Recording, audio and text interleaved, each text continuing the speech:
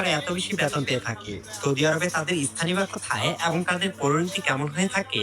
আজকের ভিডিওতে সৌদি আরবগামী মহিলাদের গোপন কিছু তথ্য সম্পর্কে জানতে চলেছেন, তাই ভিডিওটি শেষ পর্যন্ত দেখতে থাকুন।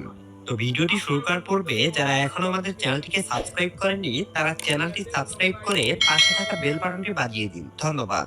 বাংলাদেশের হরজত Shahjalal international airport. Boarding immigration শেষ, প্রবাসের লাউঞ্জে যাত্রীরা সবাই বসে আছে বিমানের অপেক্ষায়। গন্তব্য হচ্ছে সৌদি আরবের জেদ্দায়। তবে যাত্রী লাউঞ্জে অবাক করার মতো দৃশ্য চোখে পড়ল।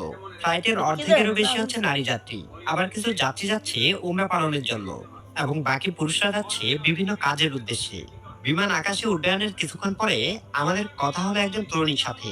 বয়স মাত্র 25 থেকে 26 হবে। বিয়ে হয়েছে প্রায় 7 বছর আগে, তবে স্বামীর সাথে সেই সংখ্যা টেকেনি। ঘরে একটি 5 বছরের সন্তান রয়েছে। জানতে চাইলাম, আপনার সন্তান এখন কোথায়? সে বলল, আমার মায়ের কাছে রেখে আসছি। জিজ্ঞাসা করলাম, কোথায় যাচ্ছে?